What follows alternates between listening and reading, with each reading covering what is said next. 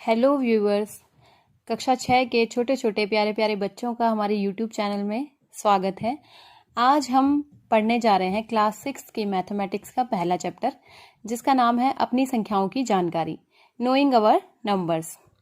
तो बच्चों, आप सभी को पता होगा कि हमारे पास कौन कौन से स्टार्टिंग में कौन कौन से डिजिट्स होते हैं जिनको हम मैथ्स में यूज करते हैं, अपनी डेली लाइफ में यूज करते हैं। वो जो डिजिट्स होती है हमारे पास 0, 1, 2, 3, 4, 5, 6, 7, 8, 9, इनको हम अंक या डिजिट्स बोलते हैं, जिनको हम अपनी डेली लाइफ में यूज करते हैं। फिर इन अंकों से मिला करके हमें संख्याएं या नंबर्स मिलते हैं। ये जो अंक हैं ये भी नंबर्स होते हैं, लेकिन अगर हमें बहुत सारे डिजिट्स के नंबर्स बनाने हो तो हम कैसे बनाते हैं? जैसे कि अगर हमें 2 डिजिट के नंबर्स बनाने हैं तो हम किन्हीं भी 2 डिजिट्स को मिला देते हैं, तो हमें क्या 2 अंकों वाली संख्याएं मिल जाती हैं। इसी प्रकार से 3 अंकों वाली संख्याएं, इस तरह से हमें 3 अंकों वाली संख्याएं मिल जाती हैं। ठीक है, अब देखिए बच्चों, आपके पास संख्याओं की तुलना करने के लिए कई बार पूछा जाता है आपसे कि इनमें से कौन सी संख्या बड़ी है, कौन सी संख्या छोटी है। आपको तुलना करनी होती है। अब सपोज दैट आपके पास ये 4 क्वेश्चन है, आपको तुलना करनी है कि कौन सी संख्या बड़ी है, कौन सी संख्या छोटी है। तो तुलना करने का सीधा तरीका ये होता है, सबसे पहले आपकी जो भी संख्या है उसका पहला डिजिट देखिए। ठीक है, मान लिया इन दोनों संख्याओं में बताना है कौन सी बड़ी है कौन सी छोटी है। वैसे तो आप इजीली इसको बता देंगे, मुझे पता है, लेकिन फिर भी मैं आपको सिखा रही हूँ कि देखिए, हम पहले इन दोनों की तुलना करेंगे, क्योंकि 1 और 3 में 3 बड़ा है तो हमारी ये वाली संख्या बड़ी होगी। अब जो संख्या बड़ी होती है उस संख्या की तरफ को इस साइन का जो ये मुंह है इधर खुला हुआ होता है, जो संख्या बड़ी होगी उसकी तरफ को, ये आपको ध्यान रखना है। अब देखिए, इन दोनों की अगर हम तुलना करें 3 और 4, इन दोनों में क्या है 4 बड़ा है, तो ये इसका मुंह इधर की तरफ हम खोल देंगे। ओके, इन दोनों में अगर हम तुलना करें, देखिए 3 और 3 पहली संख्या तो हमारी बराबर हो गई। हम दूसरी संख्या की तुलना करें 6 और 6, हमारी दूसरी संख्या भी बराबर हो गई। हम तीसरी संख्या की तुलना करें 4 और 7, तो कौन सी संख्या बड़ी है? 7 बड़ी है, तो हम इधर को ये हो जाएगा। ठीक है, इसी तरह से आपके पास देखिए फिर से 2 संख्याएं हैं, आप खुद इसमें तुलना करके बताएंगे कौन सी बड़ी है कौन सी छोटी है। इसमें देखिए आप 4, 2, 5, 4, 2, 0, देखिए 4 और 4 आपस में बराबर है, 2 और 2 आपस में बराबर है, 5 बड़ा है 0 से, तो ये संख्या बड़ी है। ठीक है, कभी कभी दोनों संख्याएं आपकी इक्वल भी आ सकती हैं, जैसे कि इस तरह से हो जाए, तो ये क्या है? दोनों संख्याएं आपस में इक्वल है। ठीक है, तो ये आप समझ में आ गया आपको कि संख्याओं की तुलना यानी कि उनको बड़ा और छोटा बताना हम किस तरह से करते हैं। ठीक है, नेक्स्ट आपके पास आएगा किन्हीं दिए हुए अंकों से सबसे बड़ी संख्या और सबसे छोटी संख्या को बनाना। ठीक है, बड़ी संख्या छोटी संख्या को बनाना। सपोज दैट आपको अंक दिए हुए हैं 4, 2, 7, 9 और आपको कहा गया कि इन 4 अंकों से बनने वाली सबसे छोटी संख्या बताओ, इन 4 अंकों से बनने वाली सबसे बड़ी संख्या बताओ। तो आप क्या करोगे? देखिए, छोटी संख्या के लिए आपको करना है, सबसे जो इनमें सबसे छोटा नंबर है, सबसे छोटा नंबर क्या है? 2, तो सबसे पहले लिखोगे 2, फिर दूसरा सबसे अब 2 तो हमारा कैंसिल हो गया क्योंकि हम 2 को लिख चुके हैं। फिर 4, 7, 9 में सबसे छोटा क्या है? 4 भी हम लिख चुके हैं। अब इन दोनों में सबसे छोटा क्या है? 7 और लास्ट क्या है? 9। तो ये हो गई सबसे छोटी संख्या, इन 4 अंकों से बनने वाली सबसे छोटी संख्या। इसी तरह से अगर हम कहेंगे कि इन 4 अंकों से बनने वाली सबसे बड़ी संख्या बताओ, तो बड़ी संख्या के लिए हम क्या करेंगे? पहले सबसे बड़ी संख्या को लिखेंगे 9, फिर इन तीनों में सबसे बड़ी संख्या 7, फिर इन दोनों में सबसे बड़ी संख्या 4, फिर लास्ट में 2। तो इस तरह से हम छोटी और बड़ी संख्या बना सकते हैं। ठीक है, इसके बाद आपके पास आएगा आरोही क्रम, अवरोही क्रम क्या होता है। ठीक है, आरोही का मतलब होता है असेंडिंग, यानी कि संख्याओं को आरोही क्रम में रखने का मतलब है उनको बढ़ते हुए क्रम में रखना। जैसे आपके पास संख्याएं हैं, मान लिया ये 4 संख्याएं हैं, आपको इनको रखना है आरोही क्रम में, असेंडिंग ऑर्डर में, बढ़ते हुए क्रम में। तो बढ़ते हुए क्रम में रखने के लिए क्या, आप सबसे पहले सबसे छोटी संख्या लिखेंगे। सबसे छोटी संख्या आप कैसे पहचानेंगे, मैंने आपको अभी सिखाया। सबसे पहले आप इकाई का अंक देखिए, सबसे छोटा किसका है? इन दोनों का 2 सेम है। अब इन दोनों में भी छोटा किसका है? ये 5 छोटा है, तो सबसे छोटी हो गई 5। उसके बाद आ गई 27। अब इन दोनों में देखिए छोटा कौन है 4, तो आ गई 45, उसके बाद लास्ट में 62। तो ये तो हो गया आरोही क्रम, असेंडिंग ऑर्डर। छोटे से बड़े की तरफ जब हम लिखते हैं तो उसे हम कहते हैं आरोही क्रम या असेंडिंग ऑर्डर। इसके बाद हम पढ़ेंगे क्या, अवरोही क्रम। अवरोही क्रम को हम इंग्लिश में कहते हैं डिसेंडिंग ऑर्डर। ठीक है, डिसेंडिंग ऑर्डर में हम क्या करेंगे, इन्हीं चारों संख्याओं को देख लेते हैं। ये जस्ट इसका उल्टा हो जाएगा, पहले सबसे बड़ी संख्या आ जाएगी 62, उसके बाद आ जाएगा 45, उसके बाद आ जाएगा 27 और उसके बाद लास्ट में आ जाएगा 25। ये हो गया आपका अवरोही क्रम।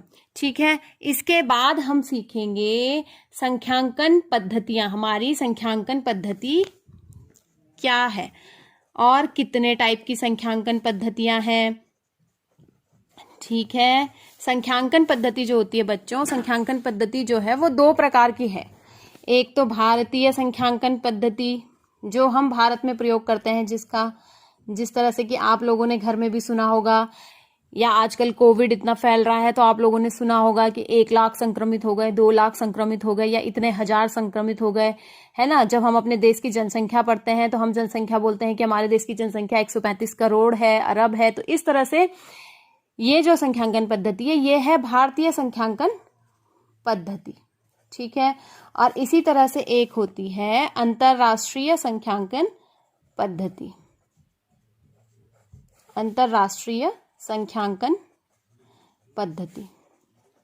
अब देखिए दोनों पद्धतियों में थोड़ा सा अंतर है। ठीक है, वो अंतर क्या है वो मैं आपको समझा देती हूं। माना कि हमारी कोई संख्या है, भारतीय संख्यांकन पद्धति में हम क्या पढ़ते हैं, सबसे पहले हम पढ़ते हैं इकाई, इंग्लिश में 1, फिर हम पढ़ते हैं दहाई यानी कि इंग्लिश में 10, फिर हम पढ़ते हैं सैकड़ा यानी कि 100, फिर हम पढ़ते हैं हजार, thousands, फिर हम पढ़ते हैं 10,000, 10,000, फिर हम पढ़ते हैं लाख। ठीक है, फिर हम पढ़ते हैं 10 लाख, फिर हम पढ़ते हैं करोड़, फिर हम पढ़ते हैं 10 करोड़। ठीक है, इंग्लिश में इसको भी हम करोड़ ही बोलते हैं। ठीक है, ये तो है हमारा इंडियन यानी कि भारतीय इंडियन न्यूमरल सिस्टम्स, भारतीय नंबर सिस्टम जो है हमारा इंडियन नंबर सिस्टम, भारतीय संख्यांकन पद्धति। अब देखिए अंतरराष्ट्रीय संख्यांकन पद्धति में हम किस तरह से पढ़ते हैं। उसमें हम पढ़ते हैं इकाई, दहाई, सैकड़ा, हजार, 10,000 और उसमें हम लाख को बोल देते हैं 100,000। ठीक है, वहां पे लाख को क्या बोलेंगे हम 100,000। फिर आता है 10 लाख, 10 लाख को हम वहां पे बोलते हैं मिलियन। ठीक है, मिलियन। फिर आएगा हमारे पास 10 मिलियन और फिर आता है हमारे पास 100 मिलियन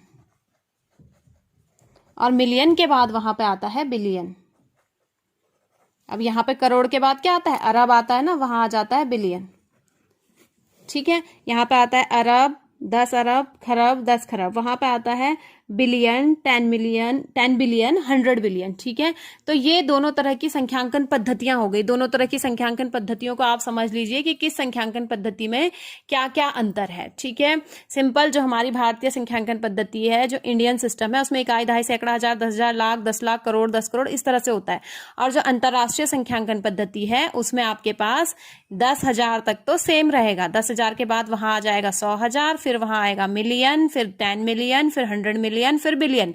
आप यहां से देखिए समझ सकते हैं कि 1 मिलियन किसके बराबर होगा, 10 लाख के बराबर होगा। ठीक है, 10 मिलियन किसके बराबर होगा, 1 करोड़ के बराबर होगा। ठीक है, 100 मिलियन किसके बराबर होगा, 10 करोड़ के बराबर होगा। ये चीजें आप यहां से समझ सकते हैं। उसके बाद मैं आपको समझाऊंगी कॉमास, कि हम कॉमा का प्रयोग कैसे करें संख्याओं को जब हम लिखते हैं ना। जैसे हम लिखते हैं 10,000 है ना, 15,000, तो वहां पे हमारे क्या आते हैं, मान लिया हमने लिखा 10,000, तो हम इस तरह से कॉमा लगाते हैं वहां पे। तो ये कॉमा आखिर लगते कैसे हैं ये मैं आपको समझाना चाहूंगी। देखिए 9 8 7 6 5 4 3 2 1। आप देखिए, आइए पहले अपने इंडियन सिस्टम में कॉमास किस तरह से होते हैं। देखिए, पीछे से हम अंकों को गिनना स्टार्ट करेंगे। पहले 3 अंकों के बाद एक कॉमा आएगा, फिर 2 के बाद एक कॉमा, फिर 2 के बाद एक कॉमा। ये है इंडियन सिस्टम, ठीक है। इंडियन सिस्टम भारतीय संख्यांकन पद्धति में हम इस तरह से कॉमास लगाते हैं।